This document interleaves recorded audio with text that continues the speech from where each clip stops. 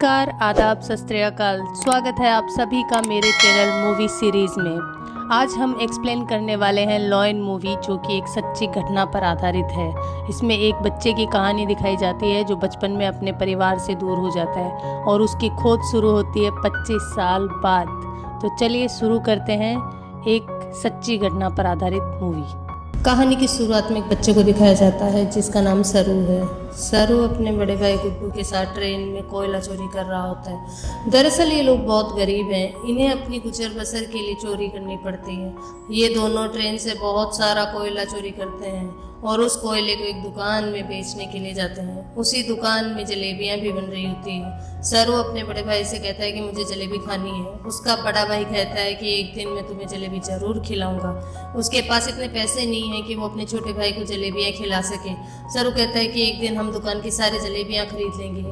अब कोयले के बदले थोड़ा सा दूध दिया जाता है और दोनों भाई खेलते हुए अपने घर वापस पहुंच जाते हैं, जहां पर सरू और गुड्डू की एक छोटी बहन भी है। ये तीनों अपनी माँ के साथ रहते हैं। सरू की माँ अपने दोनों बच्चों से पूछती है कि दूध कहाँ से लेकर आए, लेकिन वो इस बात का कोई भी जवाब नहीं देते। उसी रात को सरू का भाई गुड्डू काम पर जा रहा होता है। सरू कहता है कि मैं भी तुम्हारे साथ काम पर चलूंगा। उसका भाई कहता है कि तुम मेरे साथ नहीं चल सकते क्योंकि काम पर बोरियां उठानी पड़ती है और इस काम के लिए तुम बहुत छोटे हो। सरू अपने सिर के ऊपर चेयर उठाकर दिखाता है और साथ ही साथ उस साइकिल को उठाने की कोशिश करता है। सरू कहता है कि मैं कोई भी काम कर सकता हूँ। सरू के जिद करने पर उसके भाई को उसे अपने साथ ले जाना पड़ता है। ये दोनों के दोनों एक ट्रेन स्टेशन पहुँचते हैं। सरू अपने भाई गुड्डू की गोद में सो जाता है। उसका भाई उसे उठाने की कोशिश भी करता है पर सरू बहुत छोटा है, उसे बहुत नींद आ रही थी। वो कहता है कि मुझे सोने दो। सरू का भाई गुड्डू से एक बेंच पर लेटा देता है और कहता है कि मैं कल सुबह आकर तुम्हें ले जाऊंगा, तुम यहीं रहना। जाने से पहले सरू अपने भाई को कहता है कि जब तुम लौटोगे तो जलेबी लेकर आना।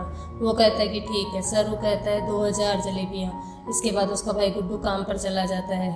कुछ ही देर बाद जब रात और भी गहरी हो जाती है, स्टेशन पूरी तरह से खाली हो जाता है। पूरी स्टेशन पर सिर्फ एक ही बच्चा होता है और वो होता है सरू। वही प्लेटफॉर्म पर खड़ी एक ट्रेन में जाकर बैठ जाता है। कुछ ही देर बाद उसे नींद आ जाती है। सुबह जब उसकी नींद खुलती है तो ट्रेन चल रही होती है। सरू देखकर घबरा जाता है। वो ट्रेन में चारों तरफ भागता है। वो अपने भाई को आवाज़ भी देता है। साथ ही साथ ट्रेन के दरवाजे खोलने की भी कोशिश करता है पर दरवाजे पूरी तरह से लॉक्ड होते हैं, इसलिए ट्रेन कई बार रुकने के बाद भी ट्रेन से बाहर नहीं निकल पाता। ट्रेन की बोगी पूरी तरह से खाली है। सरू भूखा प्यासा इस ट्रेन में फंस चुका है। उस दिन का सफ़र तय करने के बाद ट्रेन कोलकाता वेस्ट बंगाल पहुंच जाती है, यानी सरू के घर से 1600 किलोमीटर दूर। सरू मध्य प्रदेश के खांडवा डिस्ट्रिक्ट से है। वो स्टेशन पर उतरता है और जहाँ पर बहुत ज़्यादा भीड़ होती है वो टिकट काउंटर पर जाता है और कहता है कि मुझे अपने घर जाना है। और यहाँ पर सब बंगाली में बात कर रहे होते हैं। सरू को किसी की बात समझ में नहीं आती। वो वहीं स्टेशन पर बैठे अपने जैसे कुछ बच्चों के साथ जाकर बैठ जाता है जिनके पास कोई भी घर नहीं होता। और कुछ देर बाद यहाँ कुछ लोग आते हैं जो उन बच्चों को उठाकर अपने साथ ले जा रहे होते हैं। सरू किसी तरह से वहाँ से भाग जाता है और वो एक बार फिर से रात के अंधेरे में इस बड़े शहर में पूरी तरह से अकेला है। उसे बहुत भूख भी लगी होती है। तभी उसे देवी माता की एक मूर्ति दिखती है। वो देवी माता को नमन करता है और देवी माँ के चरणों में जो प्रसाद होता है वो उस प्रसाद को खा लेता है। अगली सुबह सरू ट्रेन ट्रैक पर चल रहा होता है क्योंकि वो अपने घर जाना चाहता है। तभी यहाँ पर एक औरत आती है जिसका नाम नूर होता है। वो सरू से पूछती है कि तुम्हारा घर कहाँ है। वो कहता है कि गणेश तल्ले। ये मध्य प्रदेश में इतना छोटा सा गांव होता है जिसके बारे में किसी को कुछ पता नहीं होता। नूर उसे अपने घर ले जाती है। वो उसे खाना खिलाती है, नहलाती है। वो कहती है कि कल सुबह एक आदमी आएगा जो तुम्हारी मदद करेगा। वो तुम्हें तुम्हारी मम्मी से मिलवा देगा। अगली सुबह यहाँ पर रामा नाम का एक आदमी आता है। वो सरू की पूरी बॉडी चेक करता है और नूर को धीरे से कहता है कि तुमने बहुत अच्छे से काम किया है। उन्हें ऐसे ही लड़के की तलाश थी। सरू को इन दोनों पर शक हो जाता है, इसलिए मौका देखकर इस घर को छोड़कर भाग जाता है। सरू अपने कई दिन हावड़ा ब्रिज के आसपास गुजारता है। उसे हमेशा अपनी मम्मी की याद आती है कि किस तरह से उसकी मम्मी पत्थर तोड़ा करती थी और वो अपनी मम्मी की मदद किया करता था। सरू अपनी मम्मी से बहुत प्यार करता था पर अब वो यहाँ से 1600 किलोमीटर दूर है जिसके बारे में सरू को कुछ भी नहीं पता। सरू को इसी तरह से यहाँ पर 2 महीने बीत जाते हैं और एक सुबह जब बारिश हो रही होती है तो वो एक कैफ़े के बाहर बैठा होता है। कैफ़े के अंदर एक लड़का कॉफ़ी पी रहा होता है और बाहर से सरू उसकी नकल उतार रहा होता है। वो लड़का बाहर आता है और सरू को कुछ खाने के लिए देता है। इसके बाद वह सरू को अपने साथ पुलिस स्टेशन ले जाता है। वो बताता है कि इस लड़के को बंगला बोली नहीं आती है, हिंदी में बात करता है। जब मैंने इससे पूछा कि ये कहाँ से है तो उसने बताया कि गणेश तल्ले से। इसके बारे में ना लड़के को ना ही पुलिस वाले को कुछ पता होता है, क्योंकि मध्य प्रदेश में एक छोटा सा गांव है।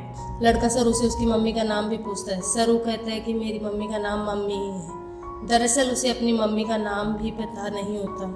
पुलिस उसके पेरेंट्स को ढूंढने की बहुत कोशिश करती है, पर सरू के घर का, उसके गांव का, उसके परिवार का कुछ भी पता नहीं चलता। इसीलिए पुलिस उसे एक अनाथ आश्रम में भेज देती है। सरू 3 महीने वहाँ पर गुजारता है और 3 महीने बाद सरू से मिलने एक लेडी आती है जिसका नाम मिसेज सूद होता है। वह सरू को बताती है कि पिछले 3 महीनों से हम तुम्हारी अम्मी को, तुम्हारे परिवार को ढूंढने की कोशिश करें, पर कुछ भी पता नहीं चला। हमने न्यूज़पेपर में भी इश्तेहार दिया है, जिस न्यूज़पेपर को हर रोज़ 1.5 करोड़ लोग पढ़ते हैं, पर इसका भी कोई फ़ायदा नहीं हुआ। सरू कहता है कि मेरा घर यहाँ से बहुत दूर है, मैं अपनी अम्मी के पास, गुड्डू के पास जाना चाहता हूँ। मिसेज सूद कहती है कि हमने हर जगह तलाश करने की कोशिश की है, अब इंतज़ार का कोई फ़ायदा नहीं है। एक ऑस्ट्रेलियन कपल है जो तुम्हें अडॉप्ट करना चाहता है, वो बहुत अच्छे लोग हैं, उनके साथ तुम बहुत खुश रहोगे, तुम्हें ऑस्ट्रेलिया जाना होगा। इसके बाद मिसेज सूद सरू को अपने साथ घर ले आती है, जहाँ पर कुछ और बच्चे भी होते हैं। मिसेज सूद सबको इंग्लिश के वर्ड, टेबल मैनर सब कुछ सिखाते हैं और अब सरू को ऑस्ट्रेलिया भेज दिया जाता है, जहाँ पर मिस्टर जॉन और उनकी वाइफ सू,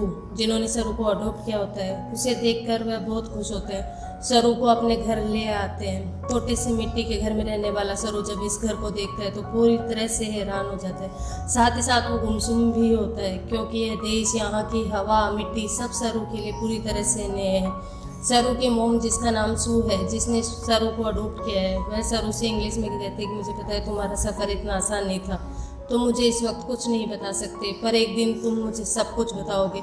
सरू धीरे धीरे इनकी भाषा, इनका रहन सहन सीखना शुरू कर देता है। बहुत जल्द वह इन सबके साथ कंफर्टेबल हो जाता है। मिस्टर जॉन और उनकी वाइफ सरू से अपने बेटे की तरह प्यार करते हैं। वह उसकी ज़िंदगी में किसी तरह की कोई कमी नहीं होने देते। 1 साल बाद एक और बच्चे को अडॉप्ट करते हैं जो इनके साथ एडजस्ट नहीं हो पाता। वह अपने आप को नुकसान पहुंचाना शुरू कर देता है, पर मिस्टर जॉन और उनकी वाइफ इस बच्चे को कंट्रोल करने की, समझाने की कोशिश करते हैं, क्योंकि वह इसकी मदद करना चाहते हैं। उसी रात को मिसेज सू रो रही होती है। सरू उनके पास जाता है, उनके आंसू पोंछता है और उनके गले से लग जाता है, यानी कि अब उसने पूरी तरह से उन्हें अपनी माँ मान लिया है। धीरे धीरे वक्त बीतता है और 20 साल बीत जाते हैं। सरू बड़ा हो चुका है। वह मिस्टर जॉन और उनकी वाइफ, जो सरू के मॉम डैड है, उनको सरू पर गर्व होता है। वह होटल मैनेजमेंट की पढ़ाई के लिए मेलबोर्न जा रहा होता है। वह अपने उस भाई से मिलता है जिससे मिस्टर एंड मिसेज जॉन ने सरू के बाद अडॉप्ट किया था, लेकिन ये दोनों एक दूसरे को पसंद नहीं करते हैं। सरू अब होटल मैनेज की इंट्रोडक्टरी क्लास में पहुंच जाता है, जहां पर सब अपने बारे में बताते हैं। सरू कहता है कि वह अपना होटल खोलना चाहता है, साथ ही वह यह भी बताता है कि वह इंडिया में कलकत्ता से, इसके बाद यहाँ पर जितने भी स्टूडेंट्स होते हैं वो सबके सब हाउस पार्टी रखते हैं, जहाँ पर सरू भी जाता है। यहाँ बहुत सारे इंडियन स्टूडेंट भी होते हैं, इसलिए यहाँ पर खाने में बहुत सारा इंडियन फूड होता है। सरू जब वहाँ जलेबियाँ देखता है तो उसे बचपन का वो लम्हा याद आता, तो उसने अपने भाई गुड्डू से जलेबी खाने के लिए कहा था और जवाब में उसके भाई गुड्डू ने कहा था कि वह उसे जलेबी जरूर खिलाएगा। सरू ने कहा था कि एक दिन वह सारी जलेबी खरीद लेंगे। सरू को जब ये लम्हा याद आता तो उसकी आंखों में आंसू आ जाते हैं और वह अपने दोस्तों को बताता है कि वह कलकत्ता से नहीं है, वह किसी और जगह से बचपन में खो गया था। वह ट्रेन में बैठ गया था और जब ट्रेन रुकी तो कलकत्ता पहुंच गया था। यहाँ पर एक लड़का उससे पूछता है कि ट्रेन में कितने दिन तक था। सरू कहता है कि 2-3 दिन तक था। वह लड़का उसके गांव का नाम पूछता है। सरू कहता है कि गणेश तल्ले, लेकिन सरू को अभी यह भी नहीं पता होता है कि वह अपने गांव का नाम अच्छे से प्रोनाउंस कर पाए, क्योंकि उसे हिंदी बोलनी नहीं आती। अब वो सिर्फ इंग्लिश बोल सकता है। यहाँ पर एक लड़का उससे कहता है कि कलकत्ता के हावड़ा ब्रिज से, जहाँ पर तुम बचपन में पहुँचे थे, वहाँ से हम टाइम और ट्रेन की स्पीड को कैलकुलेट करें और वापस जाए तो हम तुम्हारे गाँव के आसपास के रेडियस में पहुँच सकते हैं। यहाँ पर एक लड़की उसे गूगल अर्थ के बारे में बताती है। वह कहती है कि गूगल अर्थ के सहारे तुम दुनिया की किसी भी जगह को ढूंढ सकते हो, पर सरू इस बारे में और ज़्यादा बात करने से मना कर देते हैं। इसके बाद ये पार्टी से निकल जाते हैं। सरू के साथ एक लड़की भी होती है जिसका नाम लूसी। यह दोनों एक दूसरे की तरफ अट्रैक्टेड होते हैं, इसीलिए रात को ये दोनों एक दूसरे के फिजिकली बहुत क्लोज हो जाते हैं। अगली सुबह जब उठता है तो उसे अपने पेरेंट्स की, अपने घर की, अपने गांव की याद आती है। उसे एहसास होता है कि उसके खो जाने के बाद उसकी मोम, उसके भाई बहन उसके लिए कितना परेशान होंगे। इसलिए गूगल अर्थ एप्लीकेशन के जरिए साथ ही साथ स्टेशन से अपने घर की जो दूरी होती है उसकी कैलकुलेशन करके हर तरह से अपने गाँव गणेश तल्ले को ढूंढने की कोशिश करता है, पर उसकी सारी कोशिश पूरी तरह से बेकार हो जाती है। धीरे धीरे वक्त बीतता है और 3 साल बीत जाते हैं। लूसी का और सरू का रिश्ता और भी गहरा हो चुका है। ये दोनों एक दूसरे से बहुत प्यार करते हैं, पर सरू आज भी अपने परिवार के लिए परेशान है। उसे कई बार उससे अपने भाई की छवि दिखती है। उसे एहसास होता है कि उसका भाई उससे कह रहा है कि उसे घर चले जाना चाहिए। सरू अपने परिवार की यादों में उन्हें ढूंढने में इतना खोया होता है कि धीरे धीरे वह लूसी से अलग हो जाता है। वह लूसी से कहता है कि तुम मुझसे बेहतर इंसान डिजर्व करते हो। लूसी और सरू अलग हो जाते हैं। कई महीनों के बाद लूसी को सरू जब एक दिन एक्सीलेटर पर देखता है तो उससे बात करता है। वह लूसी से कहता है कि वह उससे बहुत मिस करता है। इसके बाद एक बार फिर से दोनों एक दूसरे के बहुत क्लोज आ जाते हैं। लूसी सरू से कहती है कि तुम्हें अपनी मोम के पास जाना चाहिए, उन्हें तुम्हारी बहुत जरूरत है। सरू अपनी मोम के पास जाता है जिनकी तबीयत खराब होती है। सरू को आज तक ये लगता था कि उसकी मोम ने उसे इसलिए अडॉप्ट किया क्योंकि वह कभी माँ नहीं बन सकती। पर सू सरू को बताती है कि मैं माँ बन सकती थी, पर मैंने और तुम्हारे डैड जॉन ने डिसाइड किया था कि हम 2 बच्चों को अडॉप्ट करेंगे, क्योंकि इस दुनिया में बहुत सारे ऐसे बच्चे हैं जिन्हें माँ बाप की, परिवार की जरूरत है।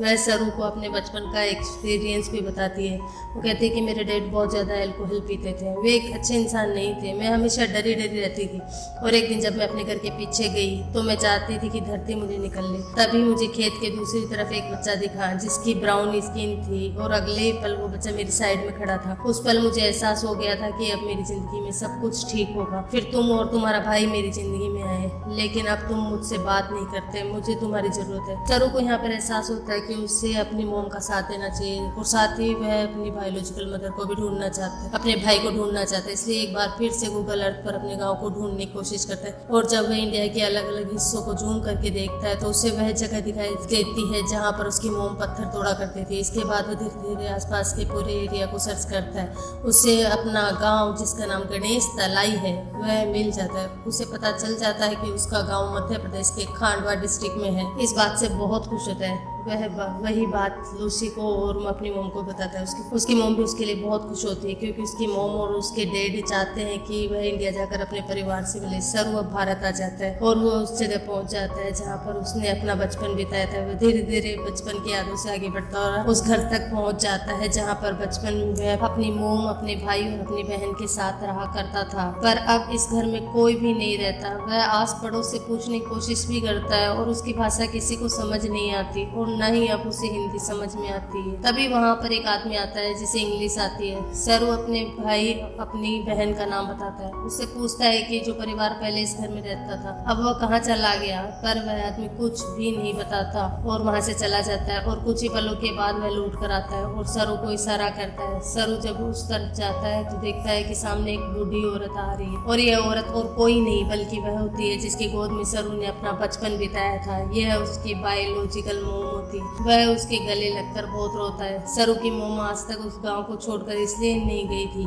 क्योंकि उसे यकीन था कि एक दिन उसका बेटा लौट कर जरूर आएगा। सरू की बहन भी यहाँ होती है। वह अपनी बहन को अपने गले से लगा लेता है पर सरू अपने भाई को नहीं मिल पाता। उसे पता चलता है कि जिस रात वह अपने भाई के साथ काम पर गया था और सरू को नींद आ रही थी इसलिए उसके भाई ने उसे बेंच पर सुला दिया था और जब उसका भाई जा रहा था तो जरूर सरू ने अपने भाई से कहा था कि सुबह जलेबी लेकर आना। उसी रात को उसके भाई गुड्डू की एक ट्रेन दुर्घटना में मृत्यु हो गई थी। यानी कि एक माँ ने एक ही रात में अपने दोनों बेटों को खो दिया था। पर उसकी उम्मीद ईश्वर पर उसकी आस्था थी जो इतने सालों तक उस अपने छोटे बेटे सरू का इंतजार करती रही और आज 25 सालों के बाद उसका बेटा वापस लौटा है। सरू इसके बाद ऑस्ट्रेलिया में अपने मोम डैडी को कॉल करता है। वह नहीं बताता है कि मुझे मेरा परिवार मिल गया, पर इससे कुछ भी नहीं बदलता। आज भी आप मेरे लिए वही हो जो पहले थे। आप मेरे मोम डैड हैं। इसके बाद सरू उन सभी जगहों पर जाता है जहाँ पर वो अपने बड़े भाई के साथ खेला करता था और इन जगहों पर जाकर उसे अपने बचपन की याद आ जाती है जब वह इन्हीं रास्तों पर अपने भाई के साथ चला करता था। सरू को यहाँ पर एक बात पता चलती है कि उसका नाम सरू नहीं बल्कि शेरू है जिसका मतलब होता है लॉयन। अंत में हमें कुछ रियल फुटेज दिखाई जाती है जिसमें सरू के माँ बाप जिन्होंने उसे अडॉप्ट किया था वह इंडिया आएगी। इंडिया में सरू की जो अस्थि बायोलॉजिकल मोम होती है वह उन्हें गले लगा लेती है। यह थी सच्ची कहानी सरू की। ऑफिशियल रिपोर्ट के मुताबिक पता चलता है कि भारत से हर साल 80,000 बच्चे गायब होते हैं, लेकिन उनमें से 1% भी बच्चे से नहीं है जिनकी किस्मत सरू की तरह। इसलिए पूरी कहानी की इस फिल्म के जो हीरो है वो और कोई नहीं बल्कि मिस्टर जॉन और उनके वाइफ सू है, जो अपने बच्चे पैदा तो कर सकते थे पर उन्होंने फैसला किया कि वह अपने बच्चे पैदा ना करके उन बच्चों को अडॉप्ट करेंगे जिनके पास घर नहीं है, ताकि उन्हें एक अच्छा घर मिल सके। अगर इस दुनिया में हर एक इंसान की सोच इसी तरह हो जाए तो ये दुनिया स्वर्ग बन जाए। तो ये थी पूरी कहानी फिल्म लॉयन की। उम्मीद करते हैं कि ये कहानी आपको पसंद आई होगी। कमेंट में ज़रूर बताइएगा।